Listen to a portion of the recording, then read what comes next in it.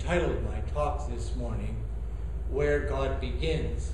And I find myself all of a sudden thinking, where on earth should I begin? And I think, now that I have begun, that I would like to refer you to the living presence of God in this place at this time. That is what stands at the very heart of our belief, that God is with us. We are not alone. So when we speak of anticipation, we are in a certain sense speaking of coming into contact again with that which may have slipped from our perception by perhaps our busyness or our occupation with the daily round. Just living life sometimes leads us to forget that there is a creative freedom at work among us. And I have in my thinking this week, my reading of the text, my playing with the image of the text, come to at least one conclusion. That when God has it in mind to do a creative work in the earth, a place is chosen, at least if we can take the Bible as a reliable witness, which we might not expect. In fact, we might say that God has a tendency of beginning in the least likely places. And that should be an encouragement to us, because that seems to suggest that God might begin here with us. Although there are realms of difference between the town of Ashcroft and the town of Bethlehem, there are also points of similarity. First of all, if you were listening, you will notice that Mary went to the hill country of Judea. This is the outskirts of civilization of the day, much like Ashcroft from a city boy's point of view. But the point is that it's a small little place in an out of the ordinary location that God says is the starting point. Bethlehem. That's what the prophet Micah is speaking about. God begins in a little village that is obscure. Now there is a remarkable thing about the word Bethlehem, because it's really a Hebrew word, and it has a meaning. Bet, house, lechem, of bread. Bethlehem, the house of bread. So this morning, our imaginations have something to feed on. The scriptures say in one place, man shall not live, and that includes woman, of course. Us as persons, we do not live by physical food alone, but by spiritual food as well. And Bethlehem, house of bread, signifies for us a spiritual reality that offers us encouragement and strength for the lives that we live in the world. But I want to go beyond simply the obscurity of geography, small places, because the text is even more radical. And that is especially the case if you understand that the text originates in what we would call a patriarchal world.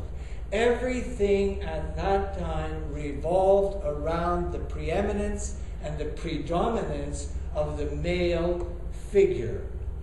In politics, that would have been Augustus Caesar, that would be Pete Seeger, Augustus Caesar, and in religion it would have been the high priest Caiaphas and others like him. We might expect, paying attention to our own lived experience, that only big people in big places get to do important things. Well, our story is not about a patriarch of any stature at all. Our story is about a young girl whose name is Mary. And today it's the story about a young girl and her relationship with her auntie, an older woman. And in this story we see something quite remarkable, because no one would have expected either of these two persons to be pregnant. Elizabeth because she was past the age of expecting such things, and Mary because she was prior to the age of expecting such things. Now, I want to say that theology in the tradition that we call Christian has sometimes made much of the supernatural aspect of this story. But I would like you to know that this story is exceptional to us, not because of its supernatural qualities, which it may or may not have, but because of its human qualities. That is to say, love, which is at the center of our attention on Advent 4, has been in a special way served from the beginnings of human history by the place of the mother with child. Now, this is a very important image to me, and it may be to you as well, because I recollect from my family's stories what it was like for me to be an infant in a womb in a tiny, obscure village. I can relate to this story. And because of my own experience, because of my narrative history, I understand that the relationship between a mother and a forming child in the womb is of deep significance. And this was pointed out to me in a very clear way by a theologian, Walter Brueggemann, who points to some of the Renaissance pictures of Mary and the baby Jesus. And he notes especially one of those pictures in which Mary has a scroll open before her. She has the infant in her arms at her breast, and she has her finger on the scroll. And Mr. Brueggemann suggests that the finger is tracing the text from the prophet Isaiah. And Mr. Brueggemann wonders what becomes of infants in the womb when they have mothers who rely deeply on the encouragements and supports of Scripture. So I would like you to think about the relationship of Mary with that forming infant in her womb. I'd like you to think about the songs she sang while she was pregnant with the child, the prayers that she prayed, the stories that she remembered. I say this because it was important to me, because in the circumstances of my mother's pregnancy, which was also unexpected and unappreciated in many quarters because it was unexpected, but my mother was a praying woman.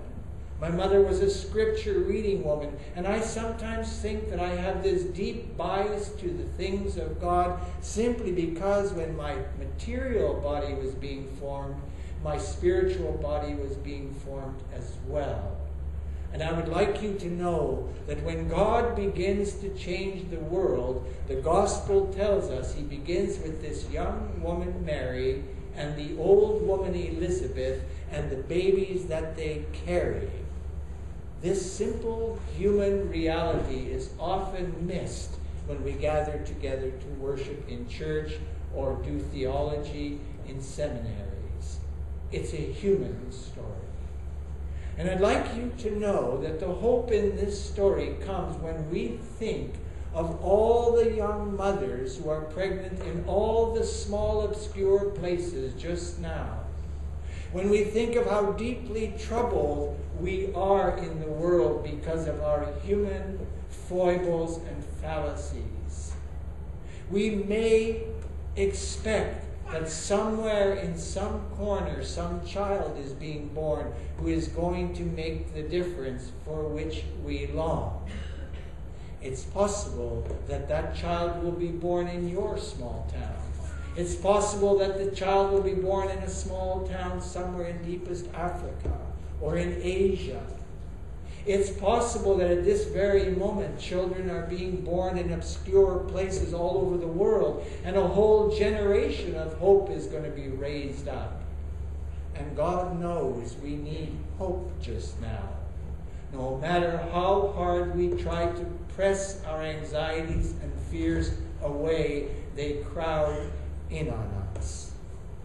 I'd like to conclude my thoughts this morning by bringing to your attention the song that Mary sang. It's called the Magnificat. It's considered to be something magnificent. It's a great treasure of human history. And it's not original with Mary. It already has a history when she sings it. And we heard about it earlier on in this season of anticipation, when Hannah sang basically the same song. And we wonder, what kind of song do young women sing in a troubled world?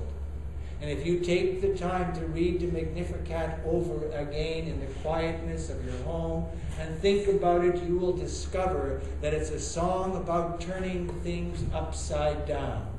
It's a revolutionary song. It's a song celebrating the coming of a great change. And that change will take shape as justice, as peace. And at this Christmas time, as at Christmas times past, in pulpits all over the land and in temples of all kinds, persons will be speaking words saying, it's time for justice, it's time for peace. And I'd like to say as my last word that it is to begin.